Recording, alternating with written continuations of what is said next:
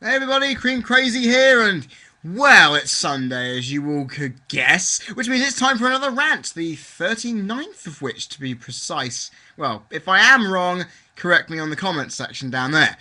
And guys, basically, as we know, Survivor Series is only a couple of weeks away, hell, only 1 week away, in fact, it's next week. So, I had a feeling this video had to be about Survivor Series, didn't it? Because as we all know, if you're a wrestling fan and keep up with this shit, Survivor Series was almost cancelled last year, which begged many people to go out, rally with it, and say, look, we love Survivor Series, we've got to keep it with its integral history, and the brilliance of the concept of having big tag team matches, all that stuff.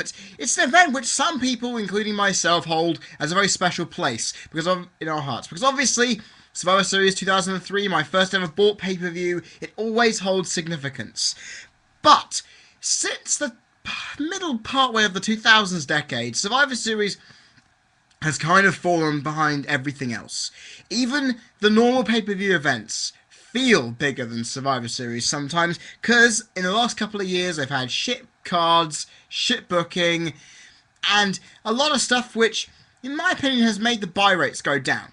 And that's why Vince contemplated getting rid of it. So I'm thinking today, the topic of this video, has Survivor Series outstayed its welcome? Because obviously it got repried back. Last year was okay, it wasn't the best pay-per-view known to man. But this year people are saying this could be the return of the great Survivor Series tradition of having this pay-per-view be one of the big four. And you know what? In honest opinion, with Rock and Cena teaming up, it's bound to be. Oh, and also with Del Rio versus Punk, it should be actually looks like an okay card based on what I've seen.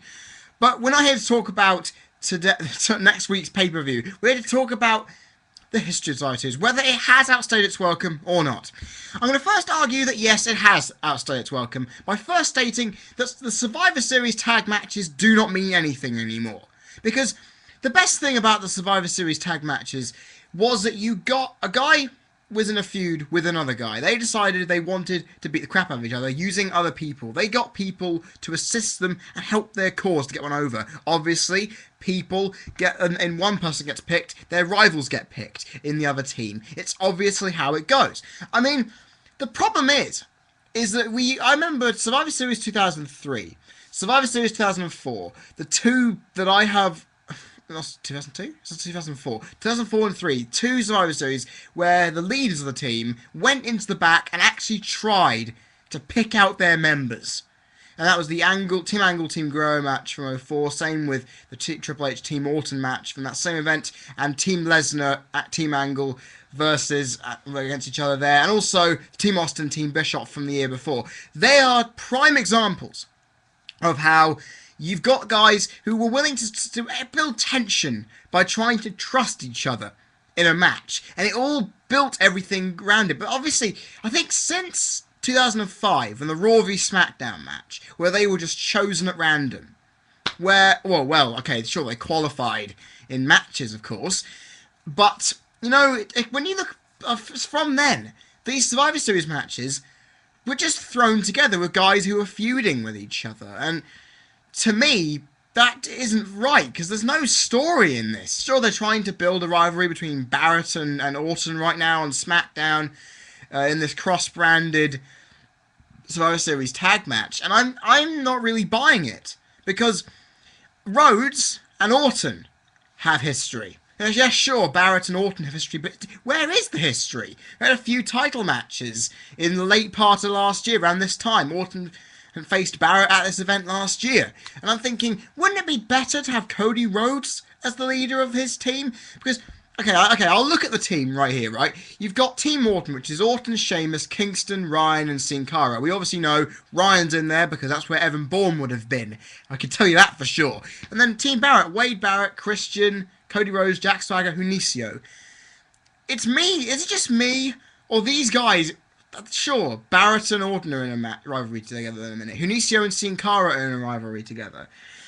But the others, and also Rhodes and Orton as well, Sheamus and Christian, but some of them, I don't understand why Swagger's in there. Sure, he's a heel, but it doesn't make sense to me. There's no build behind this. In fact, everyone was saying, oh, look, this got announced before Raw to be on Survivor Series. Why not build it? Oh, yeah, they saved it for SmackDown because that's where Orton is. And the fact is, there's no reason for the teams, the leader of the team, who is against a guy, to kind of worry about the guys on his team double-crossing him or not trying their hardest. I mean, that's the thing. When you pick a team, you've got to understand that even if you pick a risk, much like the history between Austin and Shawn Michaels, even though they had a checkered past, Shawn was willing to put his friend aside and help Austin against Bischoff. And it's the fact that you need a story behind these matches. That without it, these are just things that have been put on the card, much like at WrestleMania, where you put guys on the card in big six-man tag matches because you want to put everyone on there. And this is the problem with these matches, that they don't mean anything substantial in terms of feud and story building, that they are effectively pointless to put on at all. I mean, it's tradition, I'm sure. It is a classic Survivor Series staple. But we haven't seen a worthy Survivor Series tag match, like I've said, since 2005, but only in storyline purposes since then, because Raw SmackDown had a good story going into it. Who is the better brand? The year before it and the year before that, finishing rivalries and being the end of ends for Austin and Bischoff in that case. And they were in compelling stories that the crowd were into, and really gave the matches a epic feel to it. But that match that's kind of this year and years previously have had absolutely no build whatsoever. They are absolutely pointless to me, and it's true. They only happen at Survivor Series. So why not, get rid of them, or just not have one with actual build behind it? It should be decent. Number 2. Unlike the others of the Big Four, being WrestleMania, Rumble, and SummerSlam, Survivor Series has lost its uniqueness in comparison to the others, because obviously the buy rates have been a part of that.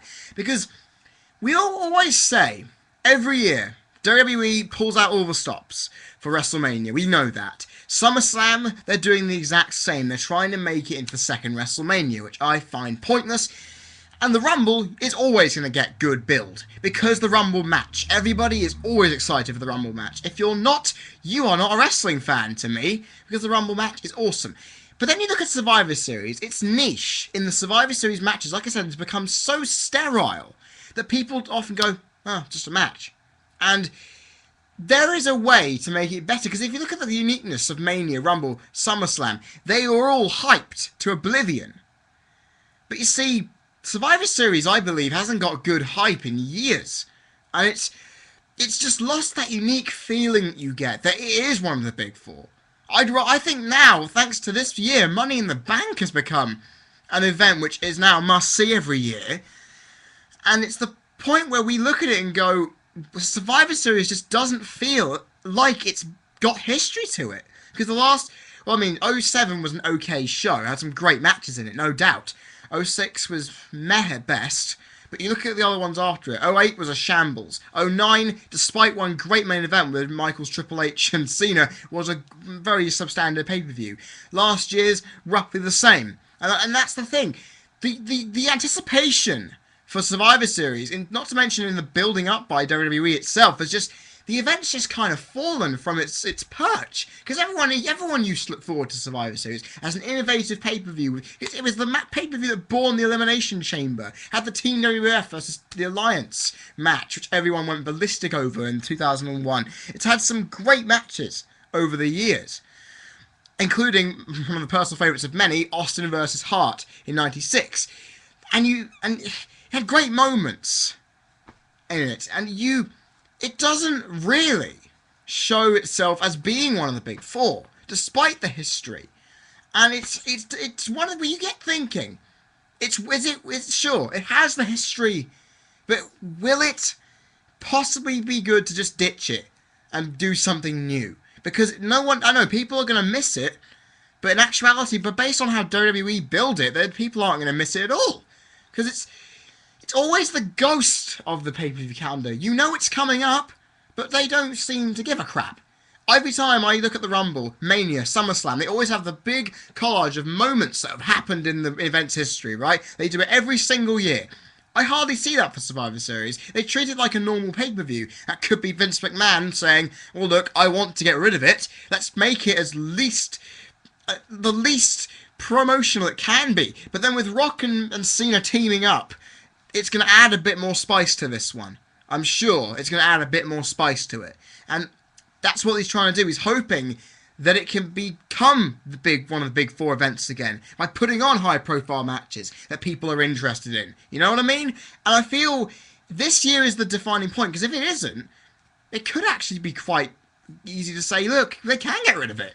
Because what are they going to do without it? Sure, people are going to bitch, moan, and complain, but then again, they got rid of the King of the Ring, for God's sake.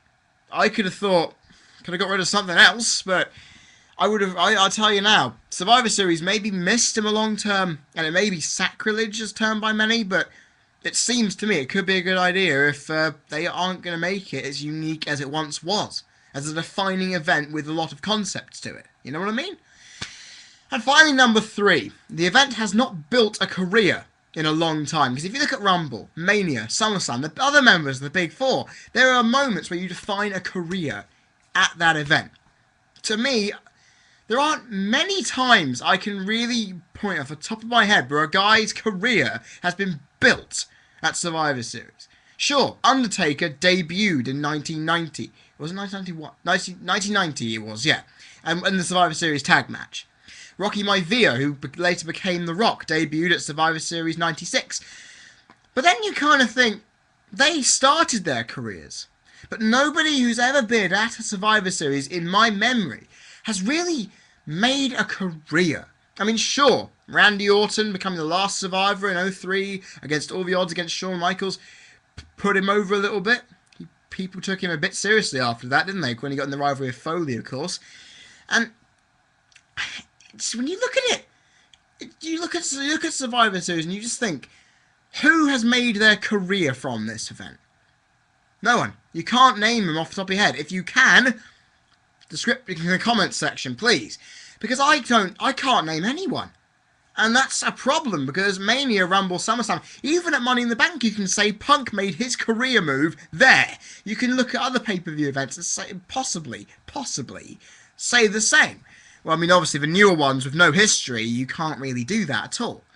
But you look at the events they've got, the Big Four, the other ones of those, they've got history-defining moments under their calendar.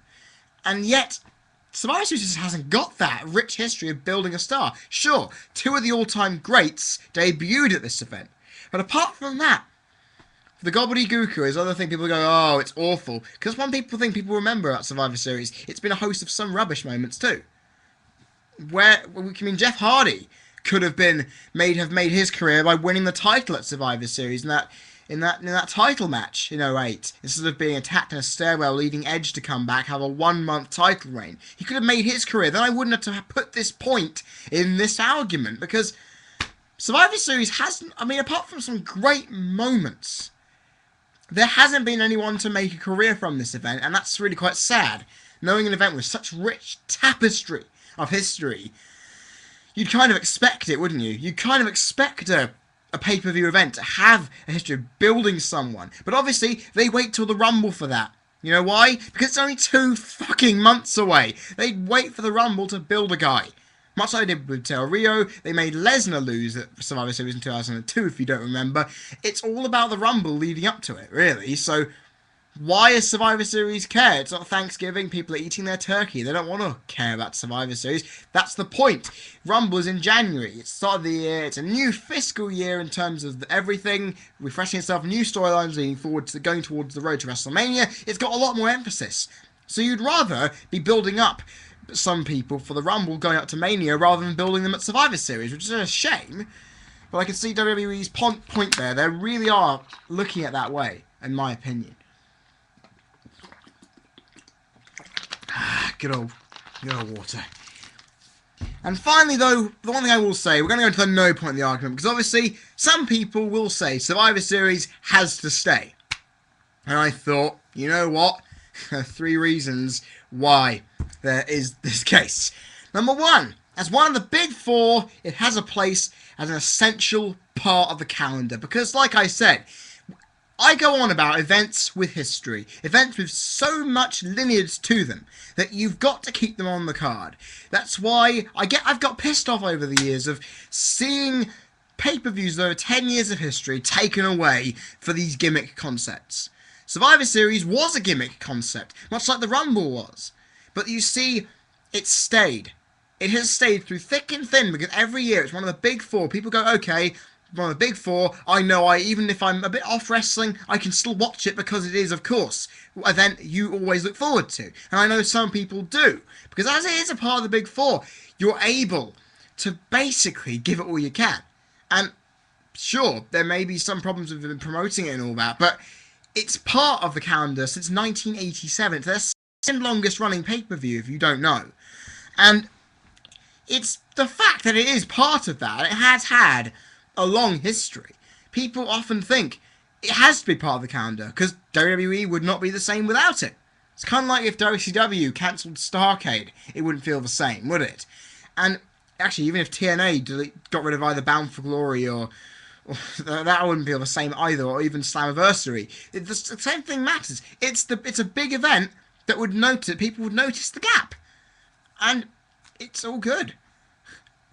Number 2, if booked right, it can still be profitable because, like I've said, it needs to be booked right, and so far the card looks pretty decent. Rock and Cena, Miz and R-Truth, Alberto Del Rio, CM Punk, Mark Henry, Big Show, Team Orton, Team Barrett. Despite the lack of build, I'm looking forward to that one. Ziggler, Zack Ryder hasn't really been announced, but people want to see it. Plus, he's in New York, so good fighting for the title in his hometown there, Zack. Well, actually not Long Island, but it's in New York anyway. And because Survivor Series has been poorly booked recently, and people will watch it and love it if it is booked properly. And there's no real reason to screw an event over, because I've said it before, they cancel events due to low buy rates, which I have said in the past is consequential to the shit booking of a pay-per-view. And if it's done right, and promoted properly, people will care about this pay-per-view. They will look at it and go, I gotta watch that. Or look at matches and go, this should be a good match, or good. Then they go into the pay-per-view, it all works out good, the right guys win, they put on good wrestling matches, it all does well. You know what I mean? And it's where this happens, where you can say, look, any pay-per-view is good. If it's a financial flop and the matches were shit, get rid of it. But even the pay-per-views they've gotten rid of in the past have had great matches, but people don't care about it because they don't really want to watch it because they don't want to pay their monies. The Survivor Series, people are bound to pay their monies for because it is Survivor Series. If it's booked right, give them their money's worth, this event will be profitable and there's no need to get rid of it, would it? It'll show that even in a time of it being a really historic pay-per-view, it can still profit. Because, I mean, look at SummerSlam this year. Went below 200,000 buys for the first time in a while. People are saying now the future of SummerSlam is slightly in jeopardy. It's not really. They're trying to build it as a big event. That could probably cause it to deflate in its status a bit. But honestly, if it's a pay-per-view with history, with a properly booked card, promoted well, people are interested. Of course, people are interested in Rock and Cena teaming against Miz and R-Truth. That's the selling point of this entire bloody pay-per-view. Why not? Why not? Why can't it be profitable? It's got to be. It's Survivor Series. People will watch it just for that match alone, I bet. Much like how people are only going to buy WrestleMania for Rock v Cena in the long run. I bet that. I'd rather see Daniel Bryan versus CM Punk in a title-for-title match to form a undisputed champion, because those guys could wrestle. A just dream match in my books. But still, you look at where it needs to be done right. And if it is, people will care, people will buy, it'll produce more money and buy rates, and it'll stay on the card. Because this could be a defining year. Because even if this match does it, it could be axed, and that could be bad for some people. And finally, number 3, it kind of references the first point a bit, but due to its historical significance and resonance with the fans, old and new, there is no need to replace it. Because obviously, if you're a mad wrestling history buff, you look back at the history of the pay-per-view. You look at the matches it's had. You look at the storylines it's managed to put forward. You look at Triple H being dropped in his car from a forklift by Stone Cold Steve Austin in 2000. You look at the Alliance beating up things, beating the WWF team. And it all absolutely nails it. And you know, the people really care about this pay-per-view, because when it was nearly axed it caused outpour of emotion saying, no, you're deleting history here. You can't get rid of this pay-per-view because people feel so strong about it because of its significance, because of what it means. It's the November pay-per-view. Always has been, always will be. People are not going to like it. And it was all in perspective that it was brought back in the first place. It was kept in the calendar because of that fan outcry. And because if the fans love it so much, you will not need to get rid of it. I mean, sure, people are complaining that Backlash, Judgment Day, No Mercy, Unforgiven, Armageddon, even Breaking Point, even Bragging Rights, people are complaining about those events too, that they're gone. And people like events with history, like I've said. And it's the fact that old fans know how good it has been and how shit it is now and still say, well, look, it's had some bad days, but every pay-per-view's had some bad days, cut it some slack.